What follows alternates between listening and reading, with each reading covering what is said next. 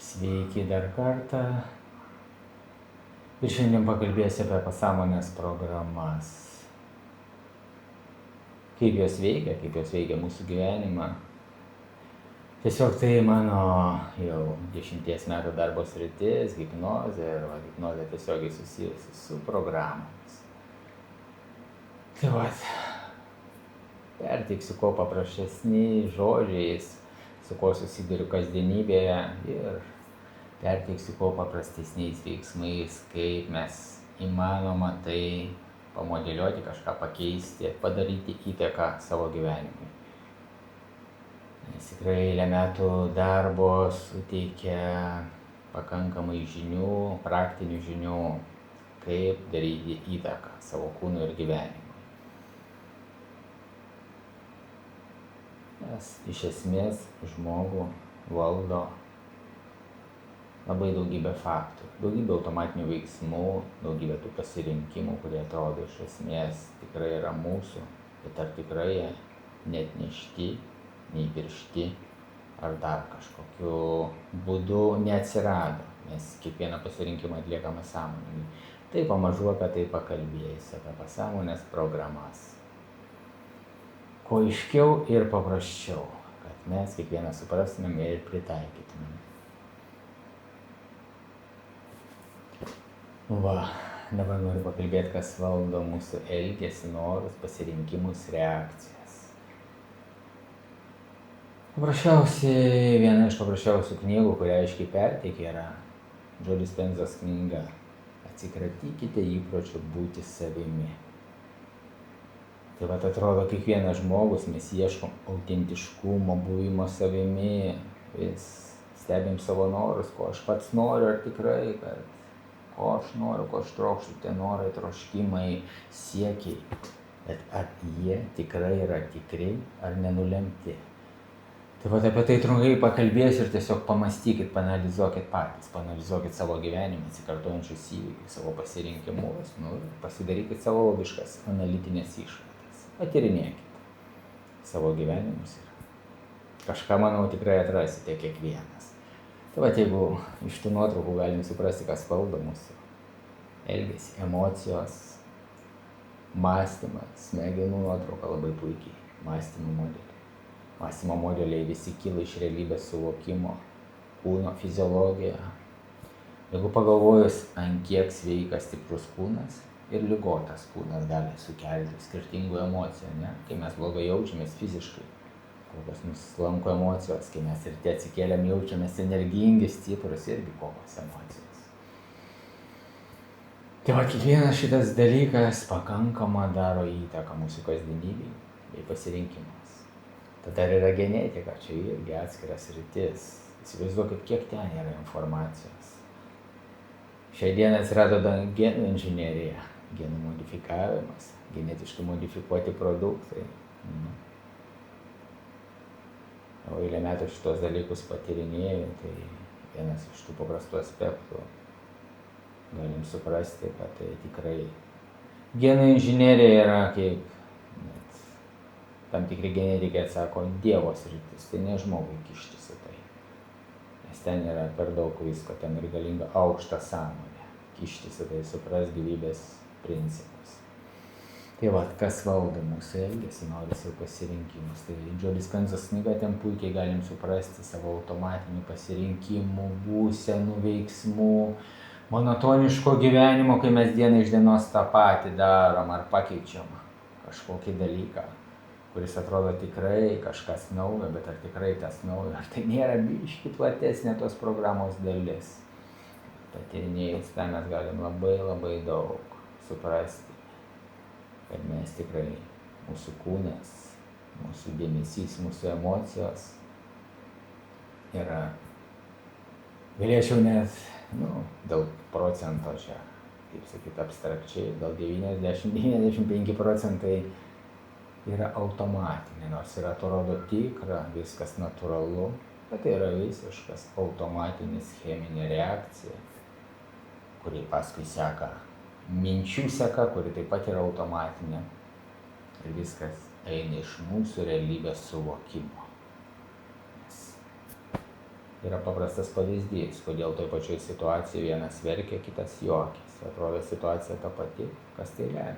Realybės suvokimas. Pamažu pakalbėsime ir apie tai toliau, apie realybės suvokimus ir kas yra giliau viename iš mūsų vadinamų tokių įdomių aspektų DNR. Ir va tas DNR įtaka žmogui. Tai jeigu suprasit gyvybės formą, patyrinėsit, įsisąmonint, man ir pačiam buvo įsisąmonint tą aspektą, kai mes ateinam iš lašelio, nematomo lašelio, vadink, vandens, cheminės medžiagos, ląstelė skildama žino, kuri tampa kaulu, kuri tam tikrų organų, odos, kraujo, ląstelė skildama žino. Įsivaizduojat, koks yra begalinis informacinis rautas ląstelė. Genetikai, kurie tyrinėja, aprašo apie genetiką, kad augalų, gyvūnų, žmonių DNR'as skiriasi tik genomų skaičių. Iš esmės ta pati pirminė medžiaga. Įsivaizduojat, kokia unikali struktūra sukurta. Sąmoninga struktūra, sąveikaujanti struktūra ir kurią gali modifikuoti. Kai Lego žaidimas.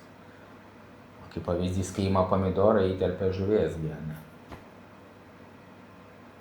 O pagalvokim, tiesiog kaip prielaida, kai žaidimą, ar gali pomidorą įdėti žmogaus geną, jeigu įdėda žuvies geną. Tiesiog. Tai va, iki kur genų inžinieriai gali nueiti, mes, manau, šiam gyvenime tikrai pamatysim, suprasim. Dabar toliau apie tą įtaką DNR. Šią dieną tikrai moksliniais tyrimais nustatyta ir esamais, kurie populiarūs, kažką gali patyrinėti. DNR yra mūsų tėvų, močiučių, promočiučių, giminės linijos. Aprašo kartais, kad net jau yra iki 11 kartos galime nustatyti giminės liniją DNR. Tai kas yra DNR? Tai yra informacija. Bet kai žmogus susimerkia, jisai mato. Smegenys transliuoja vaizdą. Prieš eilę metų, kai dirbdama su hipnoze, man prieš tai buvo klausimai, kas tai yra. Ką tu matai, ar tai tikra, ar tai tavo. Ir jeigu DNR'as turi, tai darykime prielaidą, 11 kartų informaciją, tai viską, ką tu matai, ar tai esi tu. Jeigu prielaidą padaryti, kad yra siela esanti kūne, o kūnas turi begalės materiją atneštos DNR informacijos. Tai viską, ką tu patiri, jauti, matai, ar tikrai esi tu pats. Bet pagalvojus, kad visą šitą sukelia emocijas, būsenas, reakcijas.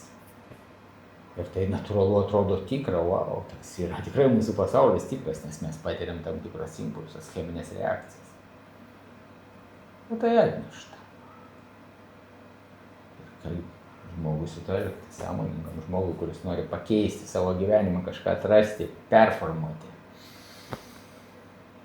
Nes ateina laikas, kai tu supranti, kas tu esi, o tada kyla klausimas, ką tu čia veiki.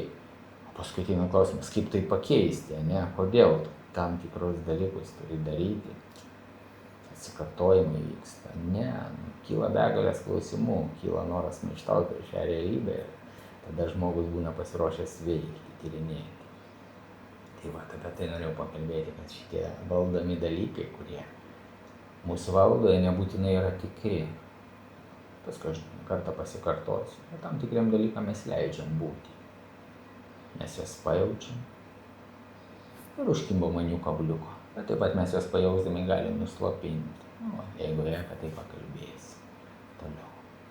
Vienas iš sekančių faktorių, kuris lemia tolimesnę mūsų visą seką pasirinkimų, būsenų. Ir jis yra pakankamai svarbus. Epigenetika.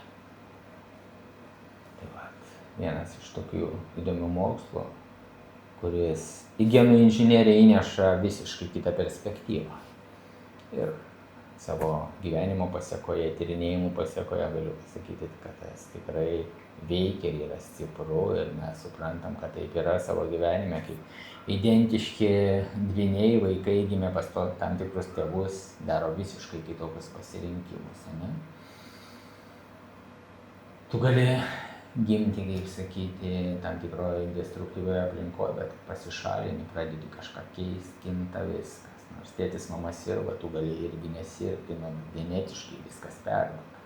Esu ir savo gyvenime šitą patyręs. Apie genetinį perdavimą, kur sako viskas taip ir yra, tai yra genai.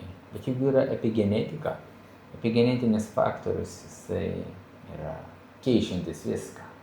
Paskui sekantis faktorius yra placebo-nocebo efektas, aš apie jį toliau pakalbėsiu. Bet jeigu paimti genetinis gamtos paveldimas faktorius, jokanas tėčio, mamos, promočių, kūno, tas dar kažkas tai yra. Bet epigenetinis faktorius yra mūsų asmenybė, kuris suvokia ir aplinkoje formuojasi. Ir mes papuolas į tam tikrą aplinką, gaunam tam tikrą informaciją, plečiasi mūsų suvokimas, plečiantis mūsų suvokimą, mes galim pradėti įtakoti. Iš pradžių savo kūną. Tai savo kūną yra geriausiai įtakoti, mes per jį pažįstam fizinį pasaulį. Tai va tas epigenetinis faktorius, jeigu jį paimti ir pritaikyti visame kame, tai yra labai svarbu. Nes mums begalė sako, tai genai nulėmė, tėtis, mama, viskas. Bet mes tam leidžiam būti tiem žodžiam, mes įsileidžiam tos žodžius, kad tai yra taip. Bet ar tikrai yra taip? Aš nekartą esu tokį pavyzdį rodęs, kai paėmė kažkokį daiktą ir paleidė ant žemės. Tai jeigu mes paimsim 1000 žmonių ir visi paimsim po daiktą ir paleisim ant žemės, iš tų 1000, manau, 1000 ir nukris ant žemės. Nepakils ir nenuskris stiklinė, nei pas vieną dar, o kol kas gyvai nesusidūriau. Tai yra tam tikras dėsnis materijos pasaulyje. Bet jeigu yra išimčių, pasaulyje šiame laikmetyje yra begalės išimčių žmonių unikalių istorijų, tai galim tą visą pasakomas istorijas dėti, kaip sakau, iš šiukšlių dėžę. Nes jeigu yra išimtis, geriau patyrinėti išimtis. Kas ten yra, nes tos išimtis yra unikalios, jos įneša į pasaulį kažką tokio. Perėsim toliau prie šito proceso. Taip pat tas epigenetinis faktorius labai tiesiogiai susijęs su sekančiu faktoriu. Labai stiprių faktorių. Placebo-nocebo efektų. Jis vėl yra oficialiai žinomas, bet ar jisai taikomas visur? Aš suprantu, tam tikrose srityse jį taiko. Ir tikrai yra struktūros, kuri taiko visumoje, pirmoje eilėje informaciniam lygmenį transliuoja informaciją mūsų realybėj. Nes jeigu yra placebo-nocebo efektas, jis iš esmės keičia chemiją, kūno chemiją, realybės visos chemiją. Ne? Kvantinė fizika ir placebo-nocebo efektas iš esmės keičia mūsų supratimą apie esamą realybę. Ir labai gerai yra Dispenzos knyga apie placebo, tai tikrai rekomenduoju visiems paskaityti ir tada suprasime, kas vyksta. Nes mes iš esmės esame chemikalų fabrikas. Bet tas chemikalų fabrikas ar įsijungia, ar neįsijungia, ar veikia į vieną ar į kitą pusę, yra placebo-nocebo efektas, kaip mes reaguojame į informaciją. Kaip mes reaguojame, tai jie lemia mūsų suvokimas, kur vienas verkia, kitas juokiasi. Tai labai svarbu šitą suprasti. Suvokimas. Žmogaus pats galingiausias instrumentas yra jo realybės suvokimas. Nes kai tu žinai, tu gali pakeisti. Jeigu tu nežinai, tu nepakeisi. Ir vat šitą pavyzdį irgi labai puikiai šį daug kur taikau. Jeigu žmogui duosi klaidingą žemėlapį ir jam reikia kažkur nueiti, jis tavo klaidingą žemėlapį, ir jis eina pasitikėdamas to žemėlapį. Bet jeigu žmogus neturi jokio žemėlapio, jis tyrinėja, mąsto, jaučia, tyrinėja, atidžiai stebi, bando suprasti, kas čia vyksta. Tai vat labai svarbu savo gyvenime atsirinkti žemėlapius, pagal kokį mes žemėlapį vaikštame. Nes jeigu klaidinga, galim daugybę dešimtmečių vaikščioti. Nes atrodo, pažanga, mokslas žengia, wow, technologija žengia, wow, genų inžinerija žengia, wow, mes turėtume būti visi sveiki, laimingi, išsišiepę ir lygų iš vis nebūtų turėtų. Jeigu palyginant, kiek nuo vaikystės, kaip žmonės gyvena iki dabar, atrodo, wow, savo vaikystės gyvena. Šuolis milžiniškas, bet ar tikrai mes visi tapom laimingesni, nedepresuoti, emocinių traumų. Apie tai bus atskiras toliau, apie emocinės traumas. Nes sveikėjam ir laimingėjam. O čia yra klausimas. Ir tą klausimą kiekvieną savo atsakom, nes tas klausimas labai praplečia mūsų realybės suvokimą. Ir tada ir ką su to darom. Tai tas placebo-nocebo efektas visą laiką veikia. Su kiekviena informacija, ką mes įsileidom, jinai gali įjungti cheminės reakcijas. Kai placebas įjungia vieną, taip ir nocebas įjungia kitą. Ne? Bet patyrinėkim, kokią informaciją mes daugiausiai įsileidžiam, ko tikime. Ir daugybė žmonių dažniausiai tiki, ką jiems sakė. Ne kartą stebiu pokalbius, kai žmonės pasakoja apie politiką, apie sportą, jie žino apie viską, bet jeigu paklausia apie jo vidinį pasaulį, jisai nelabai gali ko atsakyti. Ne? Savo vidinį pasaulį, apie suvokimą, ko jisai čia yra šitoj žemėje, ką jisai čia daro. Kokia prasmė to buvimo, bet jisai žino žmogus apie politiką, ką politikas dėl ko tai daro, ne? Tai pagalvokime, kokius dalykus mes į save įsileidinėjam ir ką su to darom, ką mums tai duoda. Nes kiekviena yra informacija, atlieka tam tikrą būseną. Keičia chemiją žmogaus. Ne? Efektas placebo, nocebo, milidalės sekundė, šimtai cheminių reakcijų būsenų. Tai vat, jisai tikrai labai svarbus. Ir toliau perėsiu prie sekančių dalykų emocijos. Emocinės traumos ir sunkios patirtys. Toks įdomus aspektas - emocinės traumos ir sunkios patirtys. Esu pasižymėjęs tokius keletą aspektų.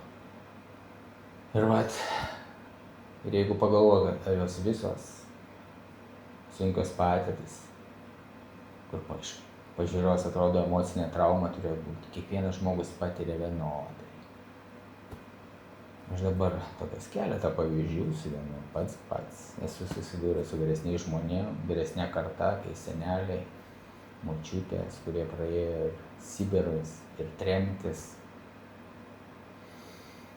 Tai vadinamas tribų laikmetį, bet jie buvo emociškai stiprus. Jie nepatyrė jokių tokių, išgyvena tam tikras patirtis. Sako, nebuvo laiko galvoti, tu ėmėjai ir darėjai. Paskui mano vaikystė, kas mūsų vaikystės vaikai, 80-90 metų pradžia, kai dabar kažkas pakalba apie patyčias mokykloje. Atsiminkit to laikmečio žmonės, kas vyko tada mokyklos, kas vyko gatvės, mokyklose kokios vykdavo muštynės iki kraujo, kiekvieną pertrauką. Ir mes nekalbėjom apie emocinės traumas, mes visi turėjom būti traumuoti, depresuoti. Galim pasakyti, išprotėję. Aš savo knygoje esu tokį pavyzdį minėjęs, kai jau su mama Laisvės alėjoje, prie mano akių šungaudžiai nušovė šunį.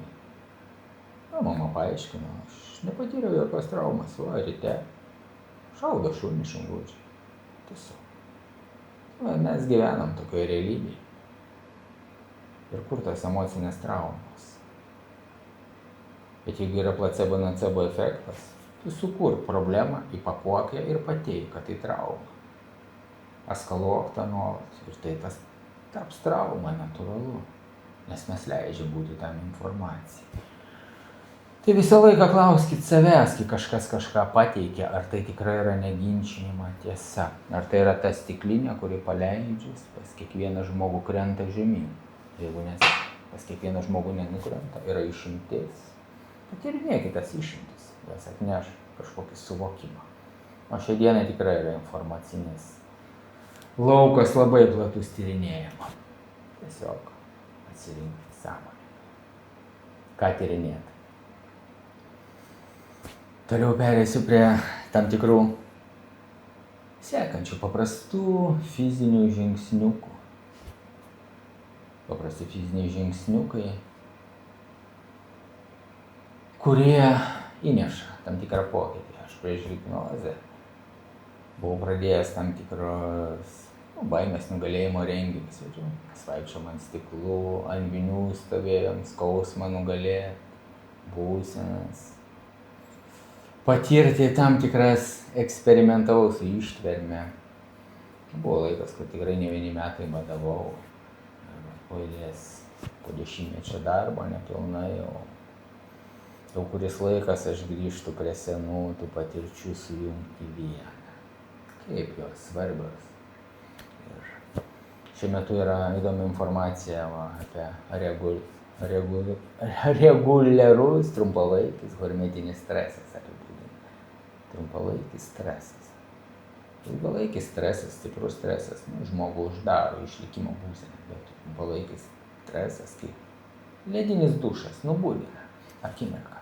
Kai žmogus neprasibūdina, neatsikelia iš ryto, kavos bando darytis, bet akimirką po ledinių dušų atsistoja, ledinis dušas per akimirką, kartais atstoja daugybę kavos puodelių. O čia kaip pavyzdys toks trumpalaikis stresas, sujudinimas, fizinis veiksmas, kuris išjudina realybę, ne? Iš sąstingio. Ir jeigu pagalvojus, kaip yra gamtoje, ar gamtoje matot kažkur sąstingį, nuolat keičiasi oras, vėjas pučia, saulė šviečia, diena, naktis, augalai, gyvūnai, viskas vyksta, ciklas nuolatinis vyksta, ne? Gamtoje išlikimo faktorius taip pat veikia. O žmogus, jeigu yra gamtos dalis, tai kiek? Ar jūs galvojat, kad žmogus sukurtas sėdėti prie kompiuterio, gal rankas padėjus, žiūrėti vieną tašką, sekti taškiukus, nuliukus? Kur nueisim su tokiu kūnu? Tiesiog. Tai va tokios visos praktikos. Šiandien tikrai žmonės daro įdomiausių praktikų. Tai rekomenduoju tikrai visiems išbandyti. Savęs perlipimo įvairiausių praktikų. Darykit viską, kas jums šauna į galvą. Ateina noras išbandyti, eksperimentuoti. Kai maži vaikai. Vaikas nori, eksperimentuoja, patiria, apsisuka, eina toliau. Jisai tyrinėja taip realybę. Tiesiog kartais mums žiūrint ateina jausmas, kažko aš ir išbandyčiau, bet paskui seka mintis, ką man to reikia. Tai pabandykit suprasti, ar tai nėra tos pačios programos, kurios mus laiko dėžutė. Iš dėžutės išjudint performuotą asmenybę. Puikiai ten dispensė rašo apie 40 dienų meditacijų praktikai, dieną po 2 valandas, dieną iš dienos keisk savo kiekvieną charakterio bruožą, pasirinkimą, dienotvarkę, viską keisk. Iš esmės įsivaizduoju, kiek reikia pastangų pakeisti tą, kad aš nenoriu, man nereikia, ar tarsi ką man tai duos. Tai viskas programos. Ir tos programos iš esmės laiko. Ir jeigu pagalvojus, kad yra regresija, praeiti gyvenimą, tai pagalvokime, kad gyvenimas iš gyvenimas veikia tam tikros programos. Jos labai subtilios, jos prisitaikiusios prie mūsų suvokimo. Jos yra tokios artimos. Kaip pakilus saulei, ar atsistoti ir išeiti, pasivaikščioti, prabėgti, įlįsti į šaltą vandenį, ar gulėti lovoj. Ir kiekvienas pasirenka, kas jam priimtina, nes jis pasiduoda tam pirminiam impulsui. O žmogus, kuris supranta, tas pirminis impulsas dažnai yra tiesiog nieko bendro su tavim, nes siela atėjo čia patirti, negulėti lovoj, netingėti. Tai patyrinėjus darbus, procesus šitos, tai va, tos tokios stresinės situacijos, trumpalaikis stresas išjudina žmonės į sąstingį. Ir akimirką noriu dar pakalbėti apie depresinės būsenas, sunkias emocinės būsenas. Tai pirminis etapas. Mes jam leidžiam būti. Visom tom būsenom mes jam leidžiam būti. Kūnas reaguoja, natūralu, emocijos, būsenos vyksta. Bet sekantis dalykas, tu jam leidži būti visu. Kiekvienas jam leidžia. Ir ne veltui dažnai yra net tradicinėje medicinoje toks požiūris, kad iš depresijos geras būdas eiti pasivaikščioti, fizinė veikla. Ne? Paprasta fizinė veikla. Pagalvokit, jeigu mes nuosekliai dieną iš dienos pradėsim veikti, mes išeisim iš bet kokio streso. O jeigu dar patirsim tam tikrus stresinius tokius išbandymus, kurie reikalauja įjungti protą, aktyvaus veiksmo, išlikimo, jie pakeis visą fiziologiją. Patyrinėjus tam tikrų žmonių gyvenimus, suprantate, tai veikia, tai labai labai paprasta, tiesiog daryk. Netyrinėk, neanalizuok, neleis tam suktis varikliukui, kuris apie nieką. Nes ten yra begalė informacijos. O ką, sakėm, iš ko mes sudaryti? Begalė informacijos. Ir smegenys ten yra toks organas, kad kaip jisai veikia dar iki šiol, kaip neurologam iki galo paslaptis, kas ten vyksta su smegenim. Tai va, išmokit valdyti tai. Tai padės valdyti savo realybę. Dabar perėsiu prie tam tikrų aspektų, ką va. Čia visi, manau, žinomi šitie žmonės, Wim Hofas, Lietuvoje yra praktikų, daug jo, Stigas Severinsas. Be oro išbūna pakankamai daug, kur eilinis žmogus tikrai ne, jie laužo realybės modelį, šitą stiklinę, kur visiems krenta, kažkam ne. Yra unikali knyga Gimė bėgti apie ultramaratonininką, Kabalo Blanko jo, kaip ir pavadinimas jo. Slapyvardis vadinamas, labai unikali knyga, kurią ir pats gyvenime išbandžiau. Šiaip visas šitas praktikas išbandęs pats. Ir kvėpavimo, ir nekvėpavimo, ir bėgimo, jos įnešė mano gyvenimą nuostabių pokyčių, realybės suvokimo. Aš noriu paliesti keletą aspektų. Ilgalaikis ultramaratonas. Ultramaratoną pats nebėgęs, bet esu bėgęs pakankamai daug valandų. Tai va ta būsena, va čia kaip yra aprašoma, labai gerai tas žmogus, Kabalo Blanko. Jisai buvo prieš tai kovotojas, ringė be taisyklių kovotojas. Jisai vieną priešininką, aš jau gerai neatsimenu knygą, ar užmušė, ar neužmušė, kad prieš mirtį. Jam tada atėjo toks suvokimas, kad silpnesnį priešininką labai lengva nugalėti ringį. Bet ultramaratonas jam buvo kiekvieną kartą nugalėti save. Nes ten daugybė akimirkų yra, kai tu negali. Tu negali, tau viskas skauda, kūnas stoja, bet tu eini į priekį. Ir tu esi bėgi vienas. Tai nieko aplinkui, net priešininkų kartais nėra. Tu vienas laukuose, ultramaratonas 100 mylių. Tai 160 km bekalė. Įsivaizduojat, vienas pats su savimi. Kad visi šitie dalykai pakeičia tų žmonių realybę.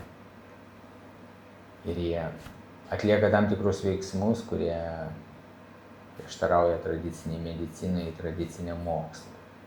Bet jeigu mes suprantam, kad mes esam ne vien kaulo ir mėsa, esam sielos tam tikrose įrengimuose, ir ta siela nori įvaldyti šitą įrenginį, gali įvaldyti ir keisti šitą realybę, ir va, tų žmonių gyvenimai rodo, kad taip yra, tai tiesiog šitas praktikos labai veiksmingas. Ir pamažu, ką pradedi daryti ir pats, kad grįžtų prie tų senų savo praktikų,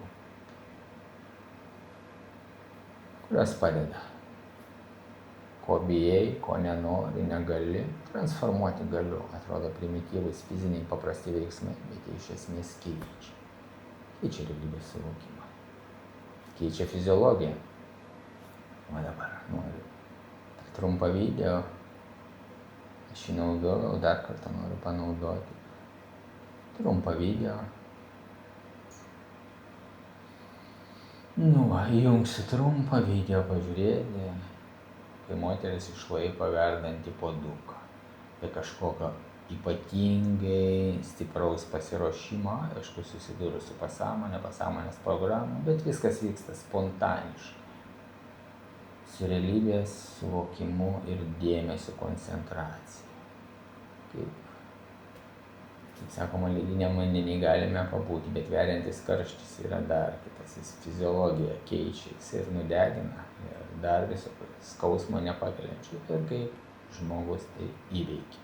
Paskui keletą žodžių apibendrinsiu, ką tai duoda, kaip man atrodo. Sudėnate vaikai, kad neišslystų, ir pasiėmė.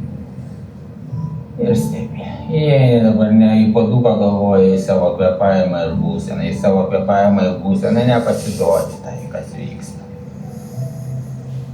Taip tu pakeisi savo fiziologiją, pakeisi. Nepasiduoti. Nusišypus dieną sulops ir užgis pasitepsi kremku, nusišypus. Tai apie nieką.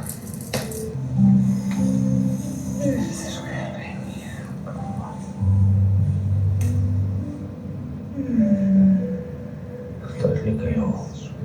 Žinau, viską atlikai jau čia. Tu visą pakrėtau dabar tik liekučiai. Tiesiog tik buvimas.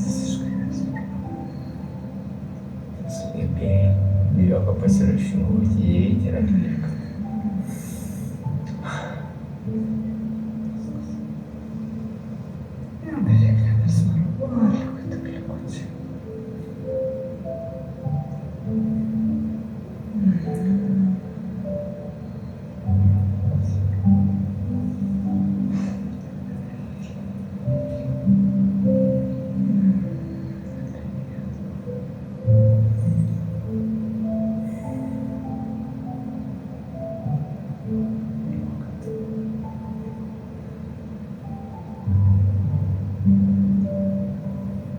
Pasiruošę galėt merkti, stipriai padaryti. Jo, nesupratau, ką daryti. Kokia mano būsena yra transinė. Kad ir labai skaudi, bet aš žinau, kad kai aš galiu tiesiog eiti ir daryti. Viskas, ne?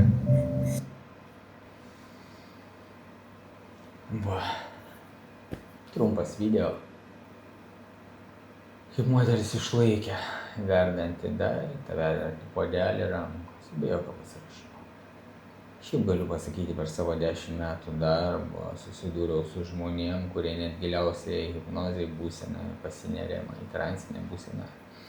Nesugeba šitą padaryti, bet esu susidūręs su žmonėm, kurie spontaniškai, nes atsisėdam, atsiklaupiam, įkvėpiam, iškvėpiam, rėmėm tą puodelį. Ir išlaikėm valios, dėmesio, koncentracijos pastangom. Ir tose akimirkose mes įkrentam į tokį gilų transinę būseną. Pasąmonė persiprograma. Vyksta visiškas persiprograma. Kas neįmanoma, skauda, negaliu, tampa įmanoma. Tai žmonės klausia, kokia prasmė tokių dalykų. Jūs paklauskite tų žmonių, kurie išlaikė. Atliko tos veiksmus, ar jie nuo to tapo silpnesni, pažeidžiamesni, ar nuo jų per tą laiką po tokių bandymų į realybę apsiribojo ar prasiplėtė. Patyrinėkite. Suprasit, ką tokie paprasti dalykai įneša į šią realybę. Ir mes šitos dalykus tada galime pritaikyti visame kame. Kai ateina sveikatos problemos, ateina iššūkiai gyvenime, ateina dar kažkokie pasirinkimai, kur tu negali, atrodo kūnas priešinas, o kai karštas puodelis, tu pagalvoji, žmonės sako, vau, net nupurto, ne? Kai tu supranti, kūnas purtos, bet tu ėmi ir tavo dėmesys ir suvokimas yra galingesnis už fiziologiją, tu atbūni ir viskas kinta. Dėmesio, stebėjimo, veiksmo, sekoje. Sena realybė subyra. Atrodo, puodelis paprastas.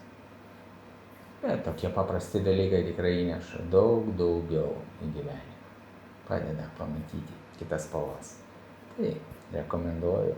Patyrinėkit šitokius dalykus savo gyvenime, su kuo susidurėt, ką galite išbandyti, ką ateina noras, pojūtis išbandyti, atlikit. Tai padės perprogramuoti seną asmenybę ir atrasti daug nuostabių dalykų. Tyrinėkit, stebėkit. Taip, eisim toliau.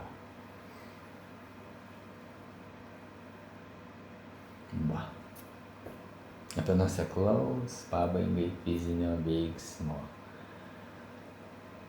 svarbą ir galią nuoseklus fizinis veiksmas. Tokį duosiu pavyzdį. Jeigu iki galo taip suprasit, kad čia yra tikrai materialus pasaulis. Materialus pasaulis, pučia vėjas, sninga, šalta, saulė kepina, čia visko vyksta labai daug.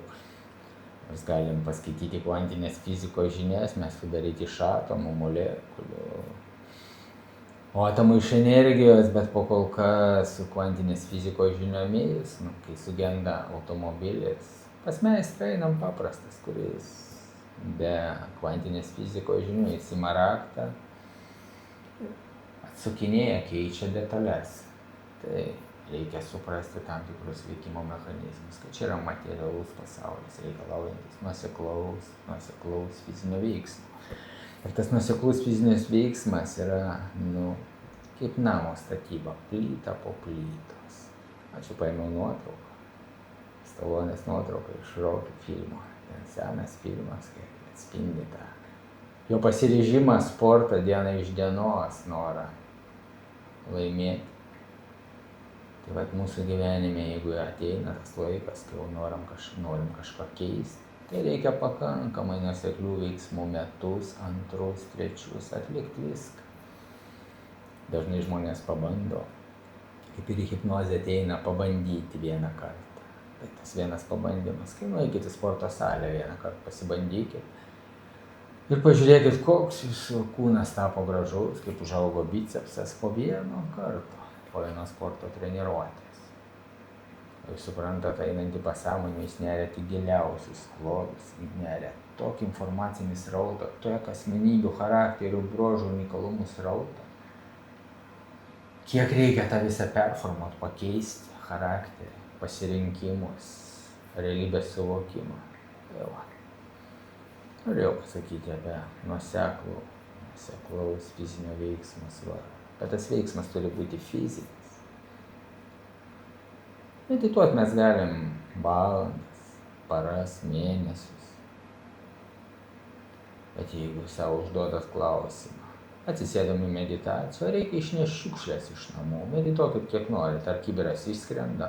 Jeigu pas kažką išskrenda, tai labai fainai, tikrai galit meditacijos metu viską daryti.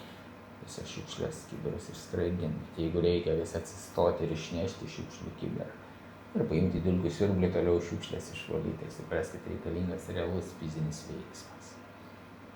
O gamtoje visur yra, stebint gamtą, yra labai geras mums pavyzdys, kaip veikia. Kaip moteris kūdikį nešioja 9 mėnesius, kaip yra sėkla, išauga augalas, iš tam tikro daigo, augaliuko daigo medis. Kiek laiko užtrunka, kol ateina vaisiai. Ir prie viso šito dar noriu paprastą aspektą pateikti. Iš tokios perspektyvos. Žmonės, kas galvoja, kad esam ne vien tik fizinis kūnas, kad yra ir sąmonė, siela, pavadinkim kaip nori. Tai ką mes čia keičiam? Kvantinė fizika labai puikiai pasako. Yra tam tikras fizinės pasaulio apibrėžimas, kad fizinė realybė yra šita viena, bet praeitis, ateitis, energetinis lygmuo, galimybės yra energoinformaciniam lauke, bangom, leliam. Tai vat, tas materialus pasaulis, kurį mes keičiam savo gyvenimas, yra akimirka, esamas gyvenimas, bet visi mūsų praeiti gyvenimai, įvykiai, situacijos, energoinformaciniam lauke yra, čia kaip dirbant su kompiuteriu, dirbi su kažkokia programa, bet visi žingsniai, kuriuos darai, yra užfiksuoti ir jie įtakoja rezultatą. Va, kai tu supranti, su kiek tu daug čia veiki, norėdamas pakeisti esamą gyvenimą. Esamas gyvenimas dar įgauna tokį laikmetį įdomų, kur visko labai daug, vyksta informacijos srautas, realybė kinta pakankamai greitai, visko daug. Tai tada dar nustoji skubėti, supranti, kaip čia svarbu viskas. Ir viskam savo laikas, bet tiesiog tas laikas irgi. Jis yra vertybė. Jis yra ribotas, per kažkurį mes vis tiek kažką turime. Bet tiesiog neskubam. Pajausti ritmą, pajausti, kada ateina laikas tam tikram veiksmui ir kai ateina laikas, tada daryt, nesistot. Nors ir dažnai kūnas sako, aplinka, sinchroniškumas prasideda. Užduokit savo klausimą, aš jau šitą senai tyrinėjau, sinchroniškumas. Ar sinchroniškumas nėra ta pati programa, kuri mus veda, kad nukreiptum nuo tikslo. Dažnai žmogus nori kažką pradėti keisti, daryti, bet prasideda įvykių sinchroniškumas ir jisai nieko nedaro. Jisai eina tam tikrą kryptį. Tai tyrinėkit net ir sinchroniškumą. Esamus įvykius. Kai mes norim kažką daryti, bet mums ateina kiti pasiūlymai lengvi ir sinchroniškumas veda kitur. Užduokit savo klausimą, ar tikrai tu nori. Gal ta visata protinga, jinai komunikuoja per viską. Ir tos programos yra ne vien tik kūne, yra visumoje, ir dėl ko vyksta tie atsikartojimo žaidimai. Patyrinėkite ir šitas sritis.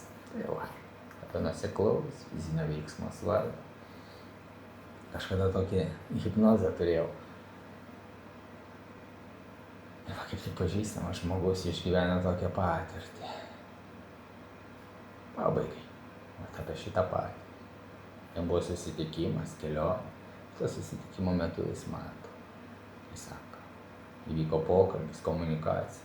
Sako, jūs visi sėdit ir medituojat. Sako, o vienas atsistojo, nuėjo ir atidarė duris. O visi sako, įvyko stebuklas. Ne, sako, jis tiesiog atliko fizinį veiksmą, atsistojo ir atsidarė duris. Jis išėjo.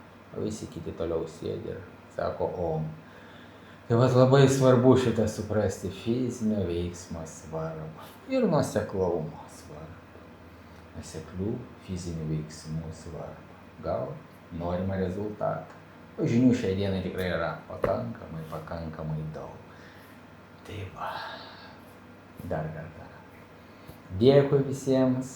Kilus klausimams parašykit po video, atsakysiu. Kažkokį rekomenduosiu, ką pažiūrėti, ar dar kažką patyrinėti. Šiai dienai tikrai yra visko užtektinai, reikia tiesiog atsirinkti ir pradėti veikti paprastais fiziniais veiksmais. Tai dar kartą visiems. Dėkui ir viso ko geriausio.